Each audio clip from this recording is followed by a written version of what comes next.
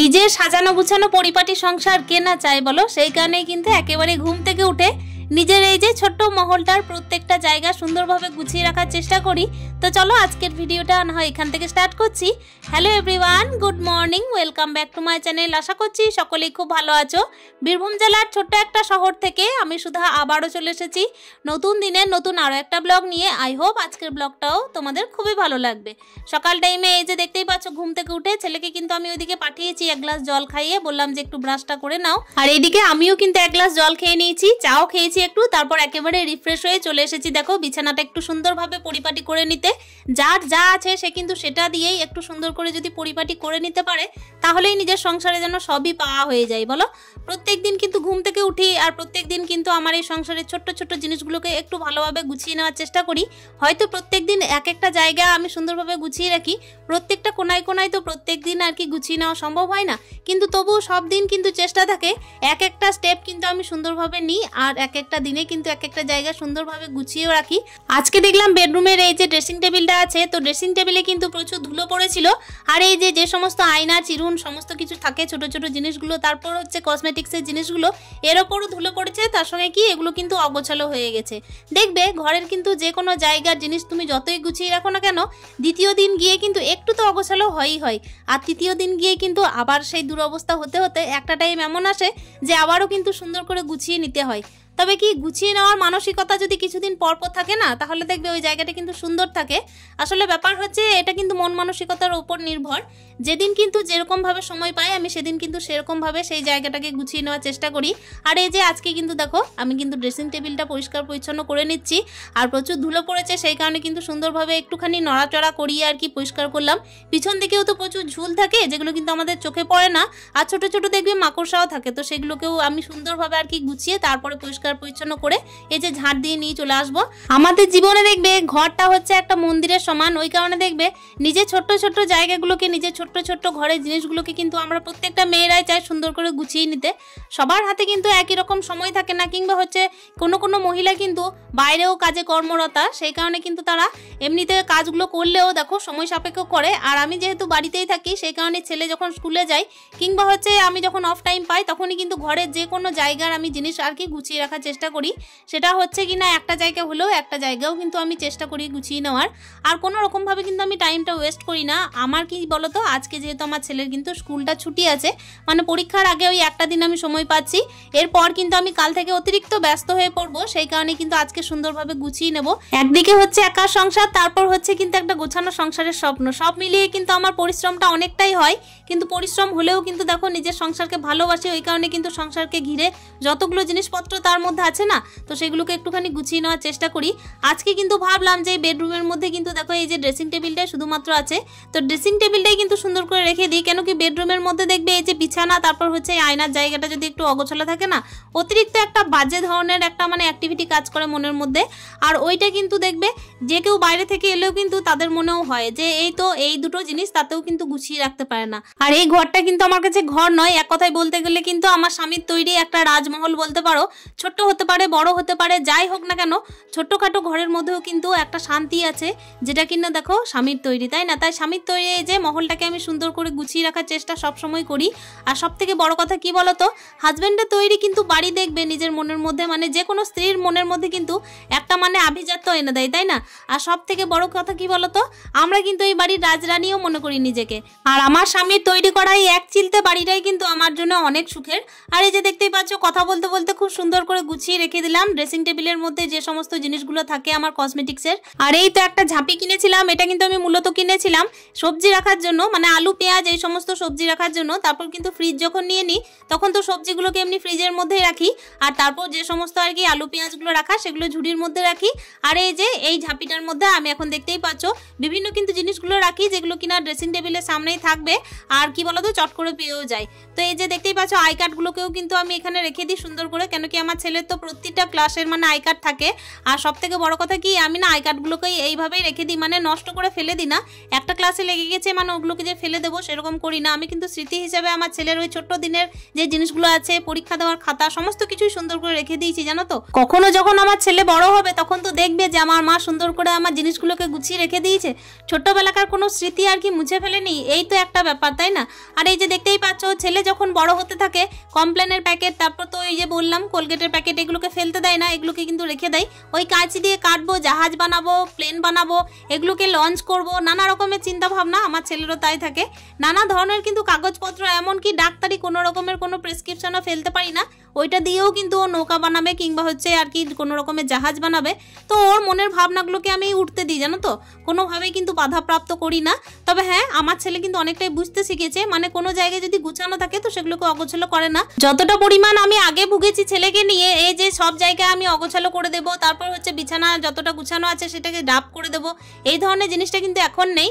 কিন্তু হ্যাঁ, তবে এখন কি করে বলো তো, ওই যে পড়ার টেবিলটা যেহেতু বইগুলোকে বারবার নিতে হয়, সেই কারণে পড়ার টেবিলটা কিন্তু কোনোভাবেই গোছানো থাকে না। তবে মা হিসেবে আমাকে গুছিয়ে রেখে দিতে হয়, কেন কি সংসারের মধ্যে ওই পড়ার টেবিলটাও তো একটা পার্ট, তাই না? তো চলো বন্ধুরা, এই যে দেখতেই পাচ্ছ, সংসারে কাজ করতে করতে সংসারটাকে গুছিয়ে নিতে নিতে এই যে নোংরাগুলোকে একেবারে বের করে দিলাম, একদম পিছন দরজা দিয়ে বের করে একেবারে বাইরের দিকে কিন্তু ফেলে দেবো নোংরাগুলোকে। আর যে সমস্ত টুকিটাকি কাগজপত্র ছিল সেগুলো তো আমি বাইরে ফেলে দিয়ে এসেছি, শুধুমাত্র এই যে ধুলোবালিগুলোকে একটু সরিয়ে দেওয়া। ছেলের যদি মর্নিং এ স্কুল থাকে তাহলে তো এত কিছু রয়ে হয় না, তবে কি বলতো, আজকে স্কুল নেই বলেই কিন্তু এত কিছু হয়ে উঠেছে। এরপর কিন্তু আমাকে স্নানে যেতে হবে, স্নান করে পুজোটা দিতে হবে, তারপর তো রান্না বান্না আছেই। আর এইদিকে তো আমি নিজের কাজ সারতে সাথে ছেলেকে একটু পড়া ধরে নিয়েছিলাম, তারপর কিন্তু ওকে বললাম যে কিছু কাজ করে নাও, তো ওকে কাজ অলরেডি দিয়ে এসেছি। এরপর কিন্তু আমি স্নানে গেছিলাম, স্নান সেরে এসে দেখতেই পাচ্ছ এবার কিন্তু নিজেকে একটুখানি পরিপাটি করে নিচ্ছি। আর এই যে দেখো, আমার ছেলে কিন্তু মাঝে এসেছিল যে মা এটা একটু বলে দাও। এইদিকে ঘরটাকে গুছিয়ে নিতে হবে, আবার নিজের সন্তানকেও গুছিয়ে নিতে হবে, সমস্ত কিছু জুড়েই কিন্তু একটা সংসার বলো। একজন মা হিসেবে, একজন গৃহবধূ হিসেবে কিন্তু অনেকগুলো দায়িত্ব কাঁধে নিয়ে তুলেছি, তো জানি না কতটা কি দায়িত্ব আমি সম্পূর্ণ করতে পারবো। নিজের সংসারকে ঘিরে যতগুলো মানুষ আছে, যতগুলো জিনিসপত্র আছে, সেগুলোকে কি করে মেনটেন করতে পারবো, এরকম একটা চিন্তা ভাবনা সবসময় কাজ করে মনের মধ্যে। কিন্তু সবসময় এই কথাটা ভাবি যে আমি কিন্তু নিজের কাজগুলোকে বাস করে যাই, তারপর কিন্তু দেখা যাবে কি হয় না হয়। আর সব থেকে বড় কথা হচ্ছে কি বলতো, গুছিয়ে যদি সমস্ত কাজ করে নেওয়া যায় না, তাহলে কিন্তু পরবর্তী দিনে গিয়ে আমাকে কিন্তু আর ভাবতে হবে না, অন্তত পক্ষে নিজের মনের প্রতি তো একটা জোর থাকবে যে আমি এই কাজটা করেছি। আর এই তো দেখতেই পাচ্ছ, স্নান সেরে কিন্তু একেবারে পরিপাটি করে নিয়েছি, নিজেকেও গুছিয়ে নিয়েছি, কারণ কি প্রত্যেকটা গৃহবধূর কিন্তু সংসারের পাশে নিজেকে গুছিয়ে নেওয়াটাও খুব দরকার। আর এই তো দেখতেই পাচ্ছ, একেবারে পয় পরিপাটি হয়ে ঘরটাকে একটু পয় পরিপাটি পরিষ্কার করে গুছিয়ে নেওয়ার পরে নিজেকে গুছিয়ে নিয়ে এরপর চলে যাব দেখো ঠাকুরের সেবা করতে। কেন কি সংসারে কাজ করতে করতে ঠাকুর সেবাটা মাথার উপর আমার থাকেই থাকে, যতক্ষণ না ওনার সেবা দিই ততক্ষণ কিন্তু আমি নিজের সেবা করি না। আর এই তো দেখতেই পাচ্ছ, দুধওয়ালা কাকু এসেছিলেন, তো ওনার সঙ্গে গল্প করছিলাম একটুখানি। উনি আর কি অন্য বিষয়ে কথা বলছিলেন, রোদও পড়েছে প্রচুর পরিমাণের, এইদিকে কিন্তু ছোটাছুটি করতে হচ্ছে, তো এই নিয়েই কিন্তু গল্প। তো এই তো দেখতেই পাচ্ছ, রোদ যতই পড়ুক প্রত্যেকটা ঘরে কিন্তু কাজ লেগেই আছে। সংসারে কিন্তু কাজ করতে করতে একেবারে যখন ঘড়ির কাঁটায় বাজছে ওই মোটামুটি 10টা, এই টাইমে কিন্তু দেখো আমি পুজো দিচ্ছি, মানে ঘরটা গুছানোর কাজ আজকে একটু আগে করেছি। তারপর কিন্তু ছেলেকে একটুখানি খাইয়ে দিয়েছিলাম, মুড়ি খাইয়েছিলাম যদিও বা, মুড়ি আর আলু ভাজা খাইয়ে দিয়ে তারপর কিন্তু আমি নিজের পুজোটা দিতে লেগেছি। পুজোটা দিয়ে কিন্তু মোটামুটি ওই 10:30 টাইম করে আমি রান্না বসাবো। আজকে যেহেতু ছেলে স্কুল নেই বলে একটু দেরি করে রান্না বসানো। আর সকাল সকাল দেখবে যখন তাড়াহুড়ো থাকে না, তখন কিন্তু রান্নার কাজটা আগে করতে হয়। এমনিতে তো প্রত্যেক দিন আমার 9:30টার মধ্যে রান্নাবান্না হয়েই যায়, কিন্তু যেহেতু স্কুল নেই বলেই আর কি দেরি করে চাপানো। সংসারে তো এমনি কাজ করলে হয় না, যখন আর কি যেরকম থাকে সেরকম কাজগুলোকে করে নিই। আজকে দেখো রোদের মধ্যে বাসনগুলোকে আজকে সকাল টাইমে মেজেও নিয়েছিলাম জানো তো। সকাল থেকে যখন দেখি রোদটা পড়ে গেছে না, তখন কিন্তু আমার চিন্তা হতে থাকে যে ওই যে বাইরে গিয়ে আবার তুলসী সেবা করতে হবে, তারপর হচ্ছে ঠাকুর ঘর পরিষ্কার করতে হবে, বাসনগুলো মাজতে হবে। তো এই সমস্ত কাজগুলো করতে করতে রোদটা আরও চড়ে উঠবে। তো এইরকম কাজ যখন থাকে মাথার মধ্যে না, তখন সকালে পুজোর বাসনগুলোকে ধুয়ে রেখে দিই জানো। আর এই যে দেখো, সংসারে কাজ করতে করতে গোপাল সোনার তো সেবাটা আমার দিতে হবে, তাই না। সকালে কিন্তু গোপাল সোনাকে এমনি ঘুম ভাঙানোর পরে বাদাম, তারপর হচ্ছে জল, তারপর নকুলদানা, এই দিয়ে কিন্তু ঘুম ভাঙিয়ে গোপালের সেবা হয়। তারপর কিন্তু আবার দুপুর টাইমে, মানে হচ্ছে সেটা হচ্ছে 10টা হোক কিংবা হচ্ছে 12টা, এই টাইমে কিন্তু চিড়ে মিষ্টি একটু দেওয়া হয়। ওইদিকে গোপাল সেবা হওয়ার পরে কিন্তু আমি চলে এসেছি রান্নাঘরে। দেখো ভাত আর ডালটা বসিয়ে নিচ্ছি, ভাতে কিন্তু এখনো চালটা দেওয়া হয়নি। আর ওইদিকে কিন্তু আমি ডালটা প্রেসার কুকারে সিদ্ধ করতে দিয়েছি। আজকে একটু ঢেঁড়স দিয়ে মুসুর ডাল করছি। ওদিকে ভাতে চালটা দিয়ে তারপর না আমি একটুখানি চিনি জল দিয়ে মুড়ি খাবো, কেন কি আজকে ভাবলাম কি যে একটু চিনি জল মুড়ি খাই। কেন কি বলতো, এই 2 দিন যাবত না ওই যে প্রচন্ড গরম পড়ছে, সেই কারণে না কোনোভাবে তরকারি মুড়ি খেতে ইচ্ছে করছে না। তো আজকে ভাবলাম কুমড়ো তরকারিও ছিল, তারপর চালু ভেজেছিলাম একটু, তো সেই দিয়ে না খেয়ে একটু ভাবলাম যে চিনি জল মুড়ি খাই। আর ওইদিকে কিন্তু ছেলেকে একটুখানি পড়াশোনা করাছিলাম, তার মাঝে কিন্তু ভাতটাও হয়ে গেল। কাজের মাঝে কাজকে একটুখানি গুছিয়ে নিচ্ছি, ঘরটাকে একটুখানি গুছিয়ে নিচ্ছি। আর যেহেতু আজকে মঙ্গলবার মানে হচ্ছে নিরামিষের বার, তো একটুখানি সয়াবিন আলুর তরকারি করব। আর এই যে দেখো ডালে ফোড়ন দিয়ে দিয়েছি। আমার ছেলে তো সয়াবিন খেতে খুবই ভালোবাসে। আসলে কি বলতো, ওর না মাছ মাংস কোনো রকমের কোনো বায়না নেই, এমনকি খেতে খুব একটা পছন্দও করে না। আমার ছেলে ডিমটা সয়াবিনটা এই দুটো খেতে পছন্দ করে। আর এদিকে কিন্তু আমিও তাই, আমিও কিন্তু নিরামিষ খেতেই বেশি পছন্দ করি। আমার কিন্তু আমিষ খাবারে খুব একটা ভক্তি নেই। ভালো লাগার মধ্যে যদি কিছু থেকে থাকে আমিষ খাবারের মধ্যে, তো ওই একটু মাছটা। তবে আমার ছেলে তো একেবারে মাছের গন্ধ নেয় না, তাই একা সংসারে কিন্তু আমার একা মাছ এনে খেতেও ইচ্ছে করে না। আসলে আমরা গৃহবধূরা কি বলতো, আমাদের সংসারে ওই যে এক চিলতে ঘরের মধ্যে যাদেরকে ঘিরে আমরা বাস করি না, তাদের পছন্দ অপছন্দের খেয়াল রাখতে রাখতে নিজের পছন্দটা ভুলে যাই। সব থেকে বেশি পছন্দের, সব থেকে শখের যদি কিছু থেকে থাকে না, তাহলে দেখবে নিজের সংসারকে ঘিরে একটা গুছানো সংসার। আর সব থেকে বড় কথা হচ্ছে সেই সংসারের যেন প্রত্যেকটা জায়গা একটু পরিষ্কার পরিচ্ছন্ন আর হচ্ছে গুছিয়ে নিতে পারি, এইটাই হচ্ছে তার স্বপ্ন। আর এই যে দেখতেই পাচ্ছ, আমার কিন্তু কথা বলতে বলতে গল্প করতে করতে তরকারিটাও হয়ে গেছে। গরম মশলা দিয়ে দিলাম ওপর থেকে, আর এত টেস্ট হয়েছিল না তরকারিটা। আমি তো সত্যি কথা বলছি, নিজেই রান্না করেছিলাম, নিজেই ভাবছিলাম এতটাই টেস্ট হয়েছিল যে রাত্রের জন্য কিন্তু রাখতেও ইচ্ছে করছিল না।